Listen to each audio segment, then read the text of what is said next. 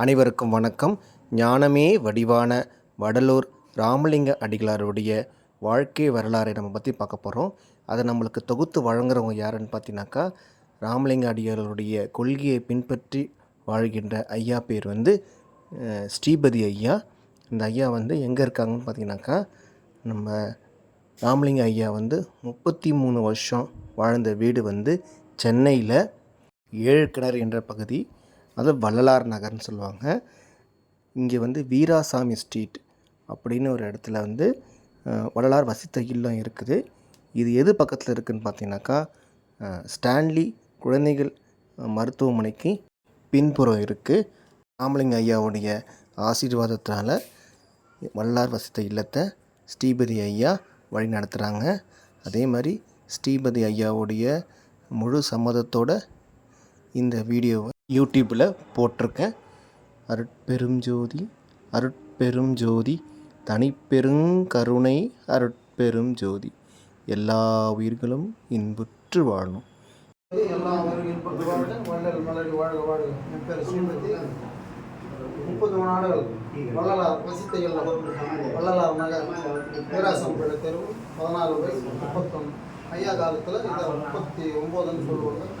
இந்த இல்லத்தில் 1825 முதல் 1898 வரைக்கும் இந்த இல்லத்தில் அவர் வசித்தார்.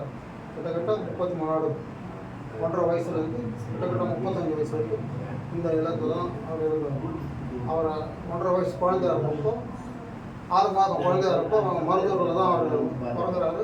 பிறந்தவொன்னே அவங்க குழந்தையார் காலமடைகிறார். அதுக்கப்புறம் 6 மாதம் இருக்கும்போது பொன்னேரிக்கு அவங்க தாயாரோட பாட்டி வீட்டுக்கு போகிறாங்க. அங்கே ஒரு 6 மாதம் இருக்காங்க. அங்கே இந்த சென்னை நோக்கி, தர்மமிக சென்னை நோக்கி இந்த வள்ளலார் வீராசாமி பிள்ளை தெருவுக்கு குடி போடுறாங்க. இந்த வீட்டில் தான் அவருக்கு அந்த மரியாதை கொடுத்து இந்த வீட்டில் தான் அவங்க வரவேற்கிறாங்க. வள்ளலார் வரும்போது 1.5 வயசு குழந்தை, அவருடைய அண்ணன் சபாபதி, அவருடைய அண்ணியார் காமத்தியமாக இந்த வீட்டுக்கு வர்றாங்க. இந்த தெருவுக்கெல்லாம் அப்போ ஒரு ஜாதி பேர் இருக்கும். பாலையப்ப நாடு தெருவு, பாஷை நாடு தெருவு, இது வீராசாமி பிள்ளை தெருவு. இந்த வீட்டுக்கு வர்றாங்க.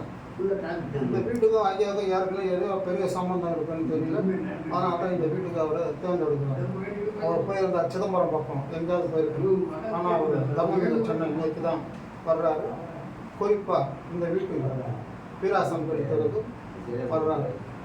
வந்ததுலேருந்து தான் அவர் வளர்றாரு. அவங்க அண்ணன் சபாபதி ரொம்ப பாசத்தோட அனுபவம், அதாவது எப்படி சொல்ல தன்னுடைய குழந்தை இருந்தால் என்ன மாதிரி இருக்கணும், அதை விட மேலும் அவர் குழந்தை இல்லாத பிள்ளைன்னு சொல்லிட்டு ரொம்ப பாசத்தோடு வளர்ந்தார்.